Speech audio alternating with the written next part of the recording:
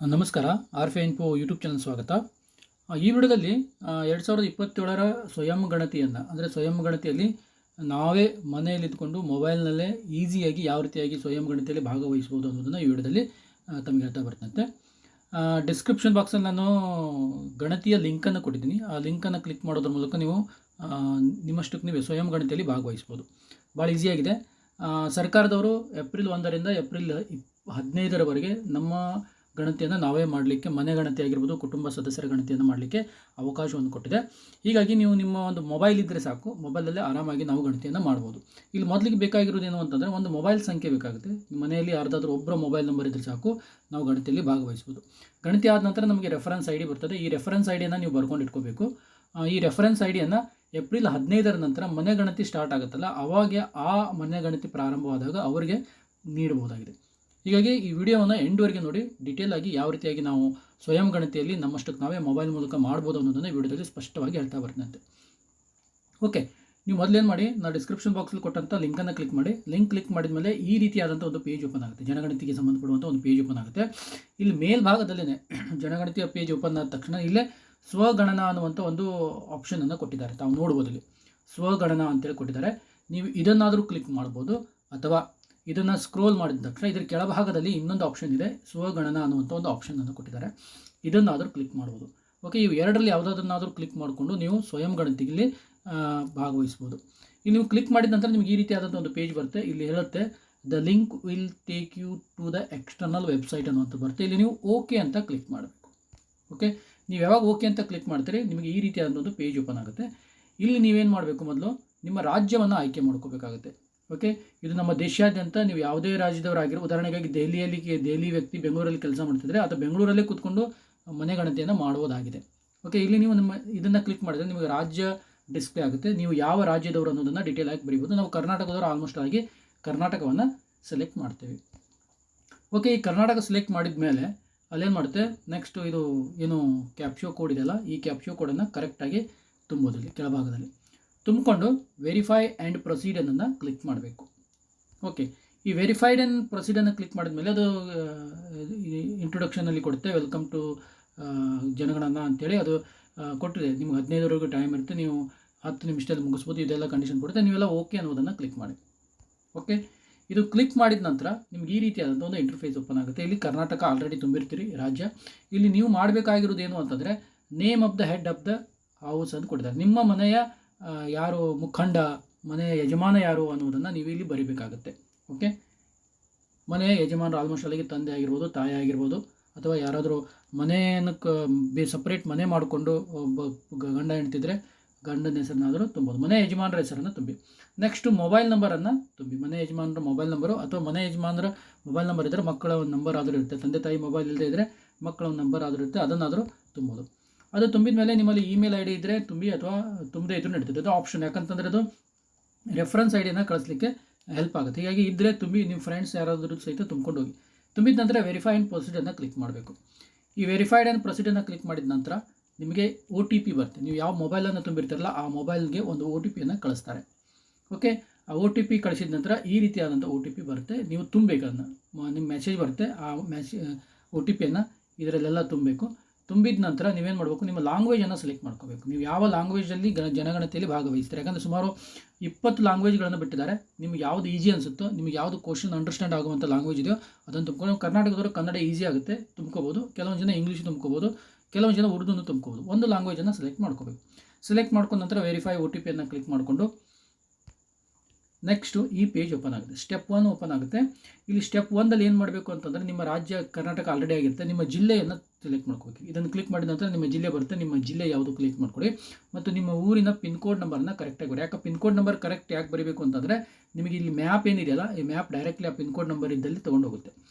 Next ನೀವೇನು ಮಾಡೋದು, ನಿಮ್ಮ ಗ್ರಾಮ ಬರಿಬೋದು. ನಿಮ್ಮ ಗ್ರಾಮ ಬರೆದು ಮ್ಯಾಪಲ್ಲಿ ಡಿಸ್ಪ್ಲೇ ತೋರಿಸುತ್ತೆ ನೋಡಿ, ಅಥವಾ ನಿಮ್ಮ ಗ್ರಾಮ ಪಂಚಾಯತಿ ವ್ಯಾಪ್ತಿಯ ಹೆಸರನ್ನು ಬರೀರಿ, ಅಥವಾ ಪಟ್ಟಣ ಆದರೂ ಬರೀರಿ, ಏನಾದರೂ. ಇದನ್ನು ಕ್ಲಿಕ್ ಮಾಡಿದ ನಂತರ ಅದು ಡಿಸ್ಪ್ಲೇ ಆಗ್ತಾ ಬರುತ್ತೆ. ನೀವು ಜಸ್ಟ್ ಟೈಪ್ ಮಾಡಿ, ಅಲ್ಲಿ ಆಪ್ಷನ್ ತೋರಿಸುತ್ತೆ, ಅದನ್ನು ಕ್ಲಿಕ್ ಮಾಡಿ.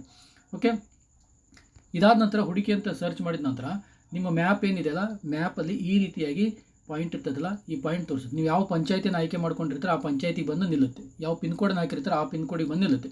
ನಿಮ್ಮ ಕೆಲಸ ಏನು ಅಂತಂದರೆ, ಈ ಪಾಯಿಂಟ್ ಏನಿದೆಯಲ್ಲ, ಈ ಪಾಯಿಂಟನ್ನು ನಿಮ್ಮ ಮನೆಯ ಮೇಲೆ ತಂದಿಡಬೇಕು. ಓಕೆ, ನಿಮ್ಮ ಮನೆಯ ಮೇಲೆ ತಂದಿಡಬೇಕು. ನೀವು ಅದನ್ನ ಝೂಮ್ ಮಾಡ್ತಾ ಹೋಗಿ. ಓಕೆ, ಝೂಮ್ ಮಾಡ್ತಾ ಹೋದಾಗ ನಿಮಗೆ ನಿಮ್ಮ ಮನೆ ಸಿಗುತ್ತೆ. ನಿಮ್ಮ ಮನೆ ಮೇಲೆ ಪಾಯಿಂಟನ್ನು ಇಟ್ಕೊಳ್ಳಿ. ಇಲ್ಲಿ ನೀವು ಒಂದು 2 ನಿಮಿಷ ಸ್ವಲ್ಪ ಪ್ರಾಬ್ಲಮ್ ಆಗುತ್ತೆ, ಯಾಕಂದರೆ ಅದು ಕೋಡು ಎಲ್ಲ ನಾವು ಝೂಮ್ ಮಾಡಿ ನಮ್ಮ ಮನೆ ಹುಡುಕಬೇಕಲ್ಲ, ಪ್ರಾಬ್ಲಮ್ ಆಗುತ್ತೆ. ಓಕೆ, ಇಲ್ಲಿ ನೋಡ್ಬೋದು ಈ ರೀತಿಯಾಗಿ ನೀವು ಮನೆ ಮುಂದೆ ಮೇಲೆ ಈ ರೀತಿಯಾಗಿ ಕೋಡ್ ಬರಬೇಕು, ನಿಮ್ಮ ಮನೆಯ ಮೇಲೇ ಬರಬೇಕು. ಆ ರೀತಿಯಾಗಿ ನೀವೇನು ಮಾಡಬೇಕು, ಸಿಲೆಕ್ಟನ್ನು ಮಾಡ್ಕೋಬೇಕು. ಪಾಯಿಂಟನ್ನು ಸೆಲೆಕ್ಟ್ ಮಾಡ್ಕೊಂಡ್ರೆ ಆಟೋಮೆಟಿಕ್ಲಿ ತಗೊಳುತ್ತೆ. ಓಕೆ, ಇಷ್ಟಾದ ನಂತರ ಇಲ್ಲೇನಿದೆ ಸ್ಥಳವನ್ನು ದೃಢೀಕರಿಸಿ ಅಂತ ಏನಿದೆಯಲ್ಲ, ಈ ಸ್ಥಳವನ್ನು ದೃಢೀಕರಿಸಿನ ಕ್ಲಿಕ್ ಮಾಡಿದ ನಂತರ ಸ್ಥಳ ದೃಢೀಕರಣ ಆಗುತ್ತೆ. ಅಂದರೆ ನಿಮ್ಮ ಮನೆಯ ಒಂದು ಲೊಕೇಶನನ್ನು ಸೆಟ್ ಮಾಡುತ್ತೆ. ನಾಳೆ ಗಣತಿದಾರರು ಏಪ್ರಿಲ್ 15ರಿಂದ ಏನು ನಂತರದಲ್ಲಿ ಪ್ರಾರಂಭವಾಗುವ ಗಣತಿದಾರರು ಏನು ಮಾಡ್ತಾರೆ, ಈ ಮನೆಯ ಅಡ್ರೆಸ್ಸಿಗೆ ಈ ಲೊಕೇಶನ್ ಮೇಲೆ ಬರ್ತಾರೆ, ಬಂದು ನಿಮ್ಮ ಡೀಟೇಲನ್ನು ತೊಗೊಂಡು ಹೋಗ್ತಾರೆ. ಓಕೆ, ಇಲ್ಲಿ ನೆಕ್ಸ್ಟ್ ಏನು ಮಾಡೋದು, ಉಳಿಸಿ ಮತ್ತು ಮುಂದೆ ಸಾಗಿ ಅಂತ ಇರುತ್ತೆ. ಉಳಿಸಿ ಮತ್ತು ಮುಂದೆ ಸಾಗಿ. ಅಕಸ್ಮಾತ್ ನಿಮ್ಮದು ಸರಿ ಆಗಲಿಲ್ಲಪ್ಪ, ಮನೆ ಕರೆಕ್ಟ್ ಮೇಲೆ ಮಾರ್ಕ್ ಬರಲಿಲ್ಲ ಅಂದರೆ ಮರು ಹೊಂದಿಸಿ ಅಂತೇಳಿ ಸಹಿತ ನೀವು ತೊಗೋಬಹುದು. ನೆಕ್ಸ್ಟ್ ನೋಡ್ತಾ ಬರೋದಾಗಿತ್ತು ಅಂತಂದರೆ ಇಲ್ಲಿ ನಿಮ್ಮ ಡೀಟೇಲ್ ಬರ್ತದೆ. ಈ ನೀವು ಕೇಂದ್ರ ಆಡಳಿತ ನಿಮ್ಮ ಮನೆ ಸ್ಥಳವನ್ನು ಕರೆಕ್ಟಾಗಿ ದೃಢೀಕರಿಸಿ ಅಂತ ಬರುತ್ತೆ. ಯಾಕಂದ್ರೆ ತಪ್ಪಾದ ಮನೆಯ ಏನು ಪೊಸಿಷನ್ನು ತಪ್ಪಾಗಬಾರ್ದು ಅಂತ ಕೊಡ್ತಾರೆ. ಯಾಕಂದರೆ ಬೇರೆದವ್ರ ಮನೆ ಮೇಲೆ ಹೋಗಿ ಲಾಕ್ ಮಾಡ್ಕೊಂಡು ಇಟ್ಕೊಂಡು ನಿಮ್ಮ ಮನೆ ಡೀಟೇಲನ್ನು ತುಂಬಬೇಡಿ ಅನ್ನುವಂಥ ಉದ್ದೇಶದಿಂದ ನೀವು ಕರೆಕ್ಟಾಗಿ ನೋಡಿಕೊಂಡು ಹೌದು ಅಂತೇಳಿ ಕ್ಲಿಕ್ ಮಾಡಿ. ಇದು ಕ್ಲಿಕ್ ಮಾಡಿದ ನಂತರ ನಿಮಗೆ ಈ ರೀತಿಯಾಗಿ ಮನೆಯ ವಿವರಗಳನ್ನು ಕೇಳ್ತಾ ಬರುತ್ತೆ. ನೀವು ಮನೆ ವಿವರಗಳನ್ನು ಫಸ್ಟ್ 2ನೇ ಹಂತದಲ್ಲಿ ಡೀಟೇಲ್ ಆಗಿ ತುಂಬ್ತಾ ಬರಬೇಕು. ಇಲ್ಲಿ ಫಸ್ಟ್ ಅವ್ರು ಏನು ಕೇಳ್ತಾರೆ ಅಂತಂದರೆ, ಜನಗಣತಿ ಮಾಡುತ್ತಿರುವಾಗ ನಿಮ್ಮ ಮನೆಯ ನೆಲಕ್ಕೆ ಪ್ರಧಾನವಾಗಿ ಬಳಸಲಾಗಿರುವ ಸಾಮಗ್ರಿ, ನಿಮ್ಮ ಮನೆಯ ನೆಲವನ್ನು ಯಾವ ರೀತಿಯಾಗಿ ಮಾಡಿದ್ದಾರೆ, ಸಿಮೆಂಟು, ಕಾಂಕ್ರೀಟು, ಮಣ್ಣಿನಿಂದನೋ, ಮರನೋ, ಸುಟ್ಟ ಇಟ್ಟಿಗೆ ತಗೊಂಡಿರೋ, ಕಲ್ಲಿಂದ ಕಟ್ಟಿರೋ ಅನ್ನೋದಿದೆ. ಅದು ನಿಮಗೆ ಬಿಟ್ಟಿದ್ದು. ನಿಮ್ಮ ಮನೆ ನೆಲ ಎದರಿಂದ ರೆಡಿಯಾಗಿದೆ ಅದನ್ನು ಅಲ್ಲಿ ಆಪ್ಷನನ್ನು ಸೆಲೆಕ್ಟ್ ಮಾಡ್ಕೋಬೇಕು. ನೆಕ್ಸ್ಟ್ 2ನೇ ಕ್ವಶನ್ನು, ಗೋಡೆ ಯಾವ ರೀತಿಯಾಗಿದೆ, ಮನೆಯ ಗೋಡೆ ಎದರಿಂದ ಕಟ್ಟಿದ್ದೀರಿ, ಮಣ್ಣಿನಿಂದನೋ, ಕಟ್ಟಿಗೆಯಿಂದನೋ, ಪ್ಲಾಸ್ಟಿಕ್ನಿಂದನೋ ಎದರಿಂದ ಕಟ್ಟಿದ್ದೀರಿ ಅದನ್ನು ಸಹಿತ ನೀವು ಅಲ್ಲಿ ಸೆಲೆಕ್ಟ್ ಮಾಡ್ಕೋಬೇಕು.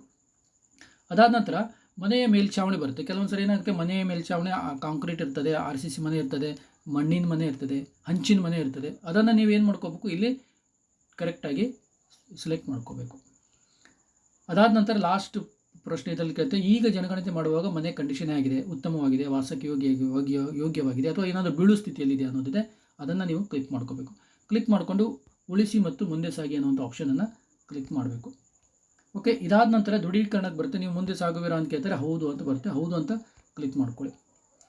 ನೆಕ್ಸ್ಟ್ ನಿಮ್ಮ ಕುಟುಂಬಕ್ಕೆ ಸಂಬಂಧಪಡುವಂಥ ಮಾಹಿತಿ ಬರ್ತದೆ. ಕುಟುಂಬದಲ್ಲಿ ಒಟ್ಟು ಎಷ್ಟು ಜನ ವಾಸವಾಗಿದ್ದೀರಿ ಅಂತ ಬರುತ್ತೆ. ನಿಮ್ಮ ಮನೆಯಲ್ಲಿ ಒಟ್ಟು ಎಷ್ಟು ಜನ, ಆ ಮನೆ ಏನು ಲೊಕೇಶನ್ ಇದೆಯಲ್ಲ, ಲೊಕೇಶನ್ ಸೆಟ್ ಮಾಡಿರ್ತಿಲ್ಲ, ಆ ಮನೆಯಲ್ಲಿ ಎಷ್ಟು ಜನ ವಾಸಿಸ್ತಾ ಇದ್ದಾರೆ ಅನ್ನೋದನ್ನು ಇಲ್ಲಿ ಡಿಟೇಲ್ ಆಗಿ ನಂಬರನ್ನು ತುಂಬಬೇಕು. ಓಕೆ, ನೆಕ್ಸ್ಟು ಮನೆಯ ಮುಖ್ಯಸ್ಥರ ಹೆಸರಿದೆ. ನೀವು ಇಂಗ್ಲೀಷಲ್ಲಿ ಏನು ಬರೆದಿರ್ತೀರೋ ಫಸ್ಟಿಗೆ ರಿಜಿಸ್ಟರ್ ಮಾಡುವಾಗ ಆ ಡಿಸ್ಪ್ಲೇ ಬರುತ್ತೆ. ಇಲ್ಲಿ ನೀವೇನು ಮಾಡಬೇಕು, ನಿಮ್ಮ ಯಾವ ಭಾಷೆನ ಆಯ್ಕೆ ಮಾಡ್ಕೊಂಡಿದ್ದೆ, ಈಗ ನಾನು ಕನ್ನಡವನ್ನು ಆಯ್ಕೆ ಮಾಡ್ಕೊಂಡಿದ್ದೆ, ನೀವು ಕನ್ನಡದಲ್ಲಿ ಇಲ್ಲಿ ನೇಮ್ ಬರೀಬೇಕು. ನೀವು ಉರ್ದು ತೊಗೊಂಡಿದ್ರೆ ಉರ್ದುವಲ್ಲಿ ಬರೀಬೇಕು, ಇಂಗ್ಲೀಷ್ ತೊಗೊಂಡಿದ್ರೆ ಇಂಗ್ಲೀಷಲ್ಲಿ ಬರೀಬೇಕು, ಹಿಂದಿ ತೊಗೊಂಡಿದ್ರೆ ಹಿಂದಿಯಲ್ಲಿ ಬರೀಬೇಕು. ಓಕೆ, ಇದಾದ ನಂತರ ಕುಟುಂಬದ ಮುಖ್ಯಸ್ಥ ಯಾರು, ಗಂಡು ಹೆಣ್ಣು ಇದು ನೋಡ್ಕೊಳ್ಳಿ, ನಿಮ್ಮ ತಂದೆಯೋ ತಾಯಿಯೋ ಯಾರು ಅನ್ನೋದನ್ನ ಇಲ್ಲಿ ಕ್ಲಿಕ್ ಮಾಡಿ. ನೆಕ್ಸ್ಟ್ ನೀವು SC ST ಏನಾದರೂ ಇದ್ದೀರಾ ಅಂತ ಕೇಳುತ್ತೆ. ಇದ್ದರೆ ಇಲ್ಲ ಅಂತ ಹಾಕಿ, ಇಲ್ಲಾಂದರೆ ಹಾಗೆ ಹಾಕ್ಕೊಂಡು ಹೋಗೋದು. OBC ಅವಕಾಶ ಇಲ್ಲ, SC ST ಇದ್ರೂ ಮಾತ್ರ. ಮನೆಯ ಮಾಲೀಕತ್ವದ ಸ್ಥಾನ ಅಂತಿದೆ. ನೀವು ಏನು ವಾಸಿಸ್ತಾ ಇರುವಂಥ ಮನೆ ಸ್ವಂತದ್ದು, ಬಾಡಿಗೆದು, ಅಥವಾ ನಿಮಗೆ ಸ್ವಂತ ಮನೆ ಇದೆ, ಬಾಡಿಗೆ ಮನೆಯಲ್ಲಿ ವಾಸಿಸ್ತಾ ಇದ್ದೀರಿ, ನೀವು ಬಾಡಿಗೆ ನಿಮ್ಮ ಮನೆಯೇ ಇಲ್ಲ, ಬಾಡಿಗೆ ಮನೆಯಲ್ಲಿ ವಾಸಿಸ್ತಾ, ಇವೆಲ್ಲ ಆಪ್ಷನ್ ಇದೆ. ಇದು ನಿಮಗೆ ಯಾವುದು ಸೂಕ್ತ ಇದೆಯೋ ನಿಮಗೆ ಸಂಬಂಧಪಡುವಂಥದ್ದನ್ನು ಸೆಲೆಕ್ಟ್ ಮಾಡ್ಕೊಳ್ಳಿ. ಓಕೆ, ಇದಾದ ನಂತರ ನಿಮ್ಮ ಮನೆಯಲ್ಲಿ ವಾಸಕ್ಕೆ ಕೊಠಡಿಗಳು ಎಷ್ಟಿದ್ದಾವೆ, ಮನೆಯ ಕೊಠಡಿಗಳ ಸಂಖ್ಯೆಯನ್ನು ಬರೀರಿ. ಮತ್ತು ಕುಟುಂಬದಲ್ಲಿ ಎಷ್ಟು ಜನ ದಂಪತಿಗಳಿದ್ದೀರಿ, 1 ಜೋಡಿನೋ 2 ಜೋಡಿನೋ ಅದನ್ನು ನೀವು ಕರೆಕ್ಟಾಗಿ ಬರೀಬೇಕು. ಓಕೆ, ಇದಾದ ನಂತರ ಉಳಿಸಿ ಮತ್ತು ಮುಂದೆ ಹೋಗಿ ಅಂತಿದೆ. ಉಳಿಸಿ ಮತ್ತು ಮುಂದೆ ಹೋಗಿ ಅನ್ನು ಕ್ಲಿಕ್ ಮಾಡಿ. ಆವಾಗ ನಿಮ್ಮ ಕುಟುಂಬದ ಮಾಹಿತಿ ಸೇವ್ ಆಗುತ್ತೆ. ಇಲ್ಲಿ ಹೌದು ಅಂತೇಳಿ ಕ್ಲಿಕ್ ಮಾಡಿ. ಓಕೆ, ನೆಕ್ಸ್ಟ್ ಕುಟುಂಬದಲ್ಲಿ ಲಭ್ಯವಿರೋ ಸೌಲಭ್ಯಗಳು ಬರ್ತದೆ. ನಿಮಗೆ ಕುಡಿಯುವ ನೀರಿನ ಮೂಲ ಪ್ರಧಾನ ಯಾವುದು ಅಂತ ಕೇಳ್ತಾರೆ. ನೀವು ಬಾವಿನೋ, ಕೈ ಪಂಪು, ಕೊಳವೆ ನೀರಿನಿಂದ ಬರ್ತದೆ, ಅದು ನಿಮ್ಮ ಮನೆಗೆ ಯಾವ ರೀತಿಯಾಗಿ ನೀರು ಬರುತ್ತೆ ಅದನ್ನು ಇಲ್ಲಿ ಆಪ್ಷನ್ ಕೊಟ್ಟಿದ್ದಾರೆ, ಅದನ್ನು ಕ್ಲಿಕ್ ಮಾಡಿ. ಇಲ್ಲದೇ ಇದ್ದರೆ ಇತರೆ ಅಂತ ಸಹಿತ ಹಾಕ್ಬೋದು.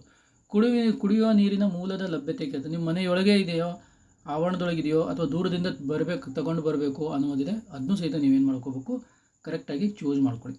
ನೆಕ್ಸ್ಟ್ ಬೆಳಕಿನ ಬಗ್ಗೆ ಕೇಳಿದ್ದಾರೆ. ನಿಮ್ಮ ಮನೆಯಲ್ಲಿ ಏನು ಯಾವ ರೀತಿಯಾಗಿ ಬೆಳಕು, ಆಲ್ಮೋಸ್ಟ್ ಆಗಿ ವಿದ್ಯುತ್ ಅಂತೂ ಇದೆ. ಈ ಯಾರು ಸೀಮೆ ಎಣ್ಣೆಯನ್ನು ಬಳಸ್ಕೊಂಡು ಇರೋದಿಲ್ಲ, ವಿದ್ಯುತ್ ಅಂತೇಳಿ ಹಾಕೋಬೋದು. ಅದು ಸೌರಶಕ್ತಿನೂ ಸಹಿತ ಇದೆ. ನೋಡ್ಕೊಂಡು ನಿಮ್ಮ ಮನೆಗೆ ಯಾವ ರೀತಿ ಐತೆ ಅದನ್ನು ನೋಡಿಕೊಂಡು ನೀವು ಹಾಕಿ. ನೆಕ್ಸ್ಟು ಶೌಚಾಲಯದ ಬಗ್ಗೆ ಐತೆ. ಶೌಚಾಲಯದ ಬಗ್ಗೆ ನೀವು ಏನಾದರೂ ಪ್ರತ್ಯೇಕವಾದಂಥ ಶೌಚಾಲಯ ಇದೆಯಾ, ಅಥವಾ ನೀವು ಮನೆಯೊಳಗೇ ಇದೆಯಾ, ಸಾರ್ವಜನಿಕ ಶೌಚಾಲಯಕ್ಕೆ ಹೋಗ್ತೀರಾ, ಇದೆಲ್ಲ ತುಂಬ್ಕೊಳ್ಳಿ. ಇದೆ ಅಂತೇಳಿ, ಇಲ್ಲಾಂದರೆ ಬಯಲು ಅಂತೇಳಿ ಸಹಿತ ಹಾಕ್ಕೋಬೋದು. ಓಕೆ, ನೀವೇನಾದರೂ ಶೌಚಾಲಯದ ಬಗ್ಗೆ ನಿಮ್ಮ ಮನೆಯಲ್ಲಿದೆ ಅಂತಂದರೆ ನೀವು ಅದು ಸೇಫ್ಟಿ ಟ್ಯಾಂಕ್ ಕಟ್ಟಿದ್ದೀರಾ, ಒಳಚರಂಡಿ ವ್ಯವಸ್ಥೆ ಇದೆ, ಇದೆಲ್ಲ ಕೇಳುತ್ತೆ, ಅದನ್ನು ಸಹಿತ ನೀವು ಕ್ಲಿಕ್ ಮಾಡ್ಕೊಳ್ಳಿ, ಚಾಯ್ಸ್ ಮಾಡ್ಕೊಂಡು ಹೋಗಬೇಕು. ನೆಕ್ಸ್ಟ್ ಬರೋದು ಅಂತಂದರೆ ನಿಮ್ಮ ತ್ಯಾಜ್ಯ ನೀರು ಹೊರಸಾಗಿಸಲು ಏನಾದರೂ ವ್ಯವಸ್ಥೆ ಮಾಡಿದೆಯಾ, ಚರಂಡಿ ಇಲ್ಲ, ತೆರೆದ ಚರಂಡಿ ಇದೆ, ಒಳ ಚರಂಡಿ ಇದೆ, ಇದನ್ನು ಸಹಿತ ನೀವು ತೊಗೋಬಹುದು. ಈಗ ಕ್ಲಿಕ್ ಮಾಡಿಕೊಂಡು ನೋಡ್ಕೊಳ್ಳಿ ನಿಮ್ದು ಯಾವುದಿದೆ ಅದು. ನೆಕ್ಸ್ಟು ಆವರಣದ ಒಳಗಡೆ ಸ್ನಾನಗೃಹದ ಬಗ್ಗೆ ಇದೆ, ಸ್ನಾನಗೃಹ ಇದೆಯಾ ಅಥವಾ ಮೇಲ್ಛಾವಣಿ ಇಲ್ಲದಂಥ ಸ್ನಾನಗೃಹ ಇದೆಯಾ ಅನ್ನೋದನ್ನು ಸಹಿತ ಇಲ್ಲಿ ನೀವು ಕರೆಕ್ಟಾಗಿ ತುಂಬಿ. ನೆಕ್ಸ್ಟು ಅಡುಗೆ ಮನೆಯಲ್ಲಿ ಅಡುಗೆ ಅಂತಿದೆ, LPGಯಿಂದ ಮಾಡ್ತಿರೋ ಏನು ಒಲೆ ಹಚ್ಕೊಂಡು ಮಾಡ್ತಿರೋ ಅದನ್ನು ಸಹಿತ ಬರೀಬೋದು. ಮನೆ ಒಳಗೆ ಅಡುಗೆ, ಆದರೆ ಅಡುಗೆ ಮನೆಯಲ್ಲ. ಕೆಲವೊಂದಿಷ್ಟು ಮನೆ ಏನಿದೆ ಅಂತಂದರೆ ಮನೆ ಇರ್ತದೆ, ಆದರೆ ಅಡುಗೆ ಮನೆ ಅಂತೇಳಿ ಸಪ್ರೇಟ್ ಇರೋದಿಲ್ಲ, ಅಂಥವ್ರು ಮಾತ್ರ ಇದನ್ನು ತುಂಬಬೇಕು. ಕೆಲವೊಂದು ಈಗಂತೂ ಆಲ್ಮೋಸ್ಟ್ ಆಗಿ ಅಡುಗೆ ಮನೆ ಸಪ್ರೇಟಾಗಿ ಇರೋದ್ರಿಂದ ಇದರ ಒಂದು ಪ್ರಾಬ್ಲಮ್ ಇಲ್ಲ. ನೆಕ್ಸ್ಟು ಅಡುಗೆ ಮಾಡಲು ಬಳಸುವ ಪ್ರಮುಖ ಇಂಧನ ಯಾವುದು ಅನ್ನೋದಕ್ಕೆ ಕೇಳ್ತಾರೆ. ಆಲ್ಮೋಸ್ಟ್ ಆಗಿ ಸೀಮೆ ಎಣ್ಣೆನೋ ಸೌದೆನೋ ಅಥವಾ LPGಯೋ ಅನ್ನೋದನ್ನು ನೀವು ಕರೆಕ್ಟಾಗಿ ತುಂಬಿಕೊಂಡು ಇದನ್ನು ಮಾಡಿ. ಓಕೆ, ಇದಾದ ನಂತರ ನೀವು ಉಳಿಸಿ ಮತ್ತು ಮುಂದೆ ಸಾಗಿ ಅಂತೇಳಿ ಕ್ಲಿಕ್ ಮಾಡಬೇಕು.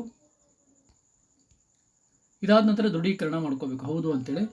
ನೆಕ್ಸ್ಟ್ ಬರುವಂಥದ್ದು ಕುಟುಂಬದ ಸ್ವತ್ತುಗಳ ಬಗ್ಗೆ ಬರುತ್ತೆ. ನಿಮ್ಮ ಮನೆಯಲ್ಲಿ ಏನಾದರೂ ರೇಡಿಯೋ ಟ್ರಾನ್ಸಿಸ್ಟರ್ಗೆ ಸಂಬಂಧಪಡುವಂಥ ಮಾಹಿತಿಯನ್ನು ಕೇಳ್ತಾ ಬರ್ತಾರೆ. ನಿಮ್ಮಲ್ಲಿ ಏನಾದರೂ ಆಲ್ಮೋಸ್ಟ್ ಆಗಿ ಎಲ್ಲರ ಮನೆಯಲ್ಲಿ ಮೊಬೈಲ್ ಸ್ಮಾರ್ಟ್ಫೋನ್ ಅಂತೂ ಇದ್ದೇ ಇರುತ್ತೆ. ಓಕೆ, ಇದನ್ನೊಂದು ಕ್ಲಿಕ್ ಮಾಡಿಕೊಂಡು ನೀವೇನಾದರೂ ಇಲ್ಲ ನಮ್ಮ ಮನೇಲಿ ಮೊಬೈಲ್ ಎಲ್ಲ ರೆಡಿ ಇದೆ ಅಂದರೆ ಅದನ್ನು ಸಹಿತ ಕ್ಲಿಕ್ ಮಾಡ್ಕೋಬೋದು. ಓಕೆ, ನೆಕ್ಸ್ಟು ಟೆಲಿವಿಷನ್ ಬಗ್ಗೆ ಕೇಳಿದ್ದಾರೆ. ಆದರೆ TV ನಿಮ್ಮ ಮನೇಲಿ ಇದೆಯಾ, ಇದ್ದರೆ ಯಾವ ರೀತಿ ಅಂಥದ್ದು, ಕೇಬಲ್ ಸಂಪರ್ಕದೋ, DTH ದೂರದರ್ಶನ ಏನು ಅನ್ನೋದನ್ನು ಸ್ಪಷ್ಟವಾಗಿ ಬರೀ. ಮತ್ತು ನಿಮ್ಮ ಮನೆಗೆ ಇಂಟರ್ನೆಟ್ ಕನೆಕ್ಷನ್ ಇದೆಯಾ, ಯಾಕಂತಂದರೆ ಆಲ್ಮೋಸ್ಟ್ ಅಲ್ಲಿ ಮೊಬೈಲ್ ಫೋನ್ ಇದೆ ಅಂತ, ಮೊಬೈಲ್ ಮತ್ತು ಸ್ಮಾರ್ಟ್ ಫೋನ್ ಇದ್ದಾಗ ಇಂಟರ್ನೆಟ್ ಕನೆಕ್ಷನ್ ನಾವು ಮೊಬೈಲ್ ಮತ್ತು ಸ್ಮಾರ್ಟ್ ಫೋನ್ ಮೂಲಕ ಯೂಸ್ ಮಾಡ್ತೀವಿ. ಹೀಗಾಗಿ ನೀವು ಸಹಿತ ಇದನ್ನು ನೋಡಿಕೊಂಡು ಕ್ಲಿಕ್ ಮಾಡಿ ನಿಮ್ಮ ಮನೆಗೆ ಇಂಟರ್ನೆಟ್ ಯಾವ ರೀತಿಯಾಗಿ ಬರುತ್ತದೆ ಅಂತೇಳಿ. ನೆಕ್ಸ್ಟು ಲ್ಯಾಪ್ಟಾಪ್ ಮತ್ತು ಕಂಪ್ಯೂಟರ್ದು ಯಾಕೆ ಹೇಳ್ತಾರೆ, ಇದ್ದರೆ ಇದೆ ಅಂತೇಳಿ, ಇಲ್ಲ ಅಂದರೆ ಇಲ್ಲ ಅಂತ ಹಾಕಿ. ನೆಕ್ಸ್ಟು ಟೆಲಿಫೋನ್ ಮತ್ತು ಮೊಬೈಲ್ ಸ್ಮಾರ್ಟ್ಫೋನ್ಗಳ ಬಗ್ಗೆ ಬರುತ್ತೆ. ನಿಮ್ಮಲ್ಲಿ ಏನಾದರೂ ಸ್ಮಾರ್ಟ್ಫೋನು ಮೊಬೈಲು ಮಾತಾಡಿದರೆ ಇವೆಲ್ಲ ಬರೀರಿ, ಯಾವ ಸ್ಮಾರ್ಟ್ಫೋನ್ ಇದೆ ಯಾವುದಿದೆ ಅನ್ನೋದನ್ನು ಬರೀ. ಯಾಕಂದರೆ ಆಲ್ಮೋಸ್ಟ್ ಆಗಿ ಮೊಬೈಲ್ ಮಾತ್ರ ಅಂತಿದೆ, ಮೊಬೈಲಲ್ಲಿ ನಮ್ಮಲ್ಲಿ ಆಲ್ಮೋಸ್ಟ್ ಆಗಿ ಸ್ಮಾರ್ಟ್ಫೋನ್ ಇರ್ತದೆ. ಕೆಲವೊಂದಿಷ್ಟು ಮನೆಯಲ್ಲಿ ಜಸ್ಟ್ ಸಾಮಾನ್ಯ ಮೊಬೈಲ್ ಇರ್ತದೆ, ಅದನ್ನು ಸಹಿತ ನೀವು ನೋಡಿಕೊಂಡು ಹಾಕಬೇಕು. ನೆಕ್ಸ್ಟು ಬೈಸಿಕಲ್ ಅಥವಾ ಮೋಟಾರ್ ಸೈಕಲ್ ಬಗ್ಗೆ ಕೇಳಿದ್ದಾರೆ. ನಿಮ್ಮ ಮನೆಯಲ್ಲಿ ಯಾವುದಿದೆ ಅದನ್ನು ಹಾಕಿ, ಇಲ್ಲದೇ ಇದ್ದರೆ 2 ಇಲ್ಲ ಇದ್ದರೆ ಯಾವುದು ಇದೆ ಅಂತೇಳಿ. ನೆಕ್ಸ್ಟು ನಿಮ್ಮ ಮನೆಯಲ್ಲಿ ಕಾರು, ಜೀಪು, ವ್ಯಾನ್ ಇದ್ದರೆ ಹಾಕಿ. ಕುಟುಂಬದಲ್ಲಿ ಸೇವನೆಗೆ ಬಳಸುವ ಪ್ರಮುಖ ಧಾನ್ಯಗಳು ಕೇಳಿದ್ದಾರೆ. ನಿಮ್ಮ ಮನೆಯಲ್ಲಿ ಆಲ್ಮೋಸ್ಟ್ ಆಗಿ ನೋಡಿ, ನಮ್ಮ ಕೋಸ್ಟಲ್ ಲೈನ್ ಸೈಡ್ ಏನಾಗುತ್ತೆ, ಅಕ್ಕಿಯನ್ನು ಬಳಸ್ತಾರೆ. ಗುಲ್ಬರ್ಗ, ಬಿಜಾಪುರ ಆ ಸೈಡು ಜೋಳ ಬಳಸ್ತಾರೆ. ಈ ರೀತಿಯಾಗಿ ನಿಮ್ಮ ಒಂದು ಕುಟುಂಬದ ಪ್ರಮುಖವಾದಂಥ ಧಾನ್ಯ ಯಾವುದು ಕೇಳಿದರೆ ಅದನ್ನು ಸಹಿತ ನೀವು ಹಾಕ್ಕೊಂಡು ನೆಕ್ಸ್ಟ್ ಏನು ಮಾಡೋದು, ಹೌದು ಅಂತೇಳಿ ಉಳಿಸಿ ಮತ್ತು ಇದನ್ನು ಮಾಡಿಕೊಂಡು ಮುಂದೆ ನೀವು ಸಾಗಬೇಕು. ನೆಕ್ಸ್ಟ್ ಏನಾಗುತ್ತೆ, ನೀವೇನು ತುಂಬಿದರೆ 6 ಸ್ಟೆಪ್ಸು ಡಿಟೇಲ್ ಆಗಿ ಕೊಟ್ಟಿದ್ದಾರೆ. ಈ ಡಿಟೇಲ್ ಆಗಿ ಓದಿ. ಓಕೆ, ಡಿಟೇಲ್ ಆಗಿ ಓದಿದ ನಂತರ ಪ್ರತಿಯೊಂದರಲ್ಲಿ ನೋಡಿ, ಏನಾದರೂ ತಪ್ಪಿತ್ತು ಅಂತಂದರೆ ತಿದ್ದುಪಡಿಗಾಗಿ ಹಿಂತಿರುಗಿ ಅಂತೇಳಿ ನೀವು ಕ್ಲಿಕ್ ಮಾಡಬೇಕು. ಓಕೆ, ನೆಕ್ಸ್ಟು ಡ್ರಾಫ್ಟ್ ಆಗಿ ಉಳಿಸಿ ಅಂತಿದೆ. ನಿಮಗೆ ಏನಾದರೂ ಇಲ್ಲ ನಾನು ಸಬ್ಮಿಟ್ ಮಾಡೋದಿಲ್ಲ ಅಂತಂದರೆ ನೀವು ಡ್ರಾಫ್ಟ್ ಆಗಿ ಉಳಿಸಿ ಅಂದ ತಕ್ಷಣ ಅದು ಡ್ರಾಫ್ಟ್ ಆಗಿ ಉಳ್ಕೊಳ್ಳುತ್ತೆ. ಅದು ನೀವು ಹೇಳುತ್ತೆ 15ನೇ ತಾರೀಕಿನೊಳಗೆ ಸಬ್ಮಿಟ್ ಮಾಡಿ ಅಂತಿರುತ್ತೆ. ಓಕೆ, ಆವಾಗ ನೀವು 15ನೇ ತಾರೀಕಿನೊಳಗಾಗಿ ಸಬ್ಮಿಟ್ ಮಾಡ್ಬೋದು. ಅಥವಾ ದೃಢೀಕರಿಸಿ ಮತ್ತು ಸಲ್ಲಿಸಿ ಅಂತ ಇರ್ತದೆ. ದೃಢೀಕರಣ ಅಂದರೆ ಫೈನಲ್ ಸಬ್ಮಿಷನ್ ಅಂತ ಇರ್ತದೆ. ನೀವು ಸಹಿತ ಅದನ್ನ ಚಾಯ್ಸ್ ಮಾಡ್ಕೋಬೋದು. ಇಲ್ಲಿ ನಾನು ಉದಾಹರಣೆಗಾಗಿ ಇಲ್ಲಿ ಡ್ರಾಫ್ಟ್ ಆಗಿ ಉಳಿಸಿಕೊಟ್ಟಿದ್ದೇನೆ. ನಿಮ್ಮ ಮಾಹಿತಿ ಡ್ರಾಫ್ಟ್ ಆಗಿ ಉಳಿಸಲಾಗಿದೆ, ಅಂತಿಮ ಸ್ವಯಂ ಗಣತಿಯನ್ನು ಮುಂದುವರೆದು ದಯವಿಟ್ಟು ಪೂರ್ಣಗೊಳಿಸಿ ಅಂತಿದೆ. ಓಕೆ ಸರಿ ಅಂತೇಳಿ ನೀವು ಹೋಗ್ಬೋದು. ನೀವು ನೆಕ್ಸ್ಟ್ ಯಾವಾಗ ಈ ವೆಬ್ಸೈಟಿಗೆ ಬರ್ತೀರಾ, ನಿಮ್ಮ ಮೊಬೈಲ್ ನಂಬರ್ ಹಾಕಿದ ತಕ್ಷಣ ನೀವು ಸೇವ್ ಮಾಡಿದಂಥ ಎಲ್ಲ ಡೀಟೇಲ್ ಹಾಗೆ ಇರ್ತದೆ. ಓಕೆ, ನೆಕ್ಸ್ಟ್ ನೀವೇನು ಮಾಡಬೇಕು, ಮತ್ತು ಅವಾಗ ಫೈನಲೈಸ್ ಮಾಡ್ಕೋಬೇಕು. ಇಲ್ಲ ನಾನು ದೃಢೀಕರಿಸ್ತೀನಿ ಅಂತಂದರೆ ದೃಢೀಕರಣ ಮಾಡಿಬಿಡಿ, ಎಲ್ಲ ಕರೆಕ್ಟ್ ಇತ್ತು ಅಂತಂದರೆ ಮಾಹಿತಿ. ಓಕೆ, ಯಾವುದೇ ಮಾಹಿತಿ ಕರೆಕ್ಟ್ ಇಲ್ಲದೇ ಇದ್ದರೆ ವೆಯ್ಟ್ ಮಾಡಿ, ಇಲ್ಲ ನೀವು ವೆಯ್ಟ್ ಮಾಡ್ಬೋದು. ಇಲ್ಲಾಂದರೆ ಏನಿದೆ ಎಲ್ಲ ಸರಿ ಇದೆಯಪ್ಪ ಅಂತ ದೃಢೀಕರಣ ಕೊಟ್ಬಿಡಿ. ದೃಢೀಕರಣ ಮಾಡಿದ ತಕ್ಷಣ ಇದೇ ರೀತಿಯಾಗಿ ಹೋಗುತ್ತೆ. ಹೌದು ನಾನು ಖಚಿತವಾಗಿ ದೃಢೀಕರಿಸ್ತೀನಿ ಅಂತ ಯಶಸ್ವಿಯಾಗಿದೆ, ಲಾಸ್ಟಿಗೆ ಯಶಸ್ವಿಯಾಗಿದೆ ಅಂತ ಇರುತ್ತೆ. ಈ ನೀವೊಂದು ಐಡಿಯನ್ನು ನೀವೇನು ಮಾಡ್ಕೋಬೇಕು, ಈ ಐಡಿಯನ್ನು ನೀವು ಬರ್ಕೊಂಡು ಇಟ್ಕೊಂಡಿರಬೇಕು. ಸ್ಕ್ರೀನ್ಶಾಟನ್ನು ಹೊಡ್ಕೊಂಡು ಇಟ್ಕೊಳ್ಳಿ. ಇದು ಏಪ್ರಿಲ್ 15ರ ನಂತರ ನೀವು ಗಣತಿದಾರರು ನಿಮ್ಮ ಮನೆಗೆ ಬಂದಾಗ ಅವರು ಇದನ್ನ ಡೈರೆಕ್ಟಾಗಿ ಎಂಟ್ರ್ ಮಾಡಿ ಫೆಚ್ ಮಾಡ್ಕೊಂಡ್ಬಿಡ್ತಾರೆ. ಅವರ ಗಣತಿ ಇದಕ್ಕೆ ಸಬ್ಮಿಷನ್ ಮಾಡ್ಕೊಂಡ್ಬಿಡ್ತಾರೆ. ಓಕೆ, ಈ ರೀತಿಯಾಗಿ ಸಿಂಪಲ್ ಆದಂಥ ಒಂದು ಪ್ರೊಸೀಜರ್ ಇದೆ.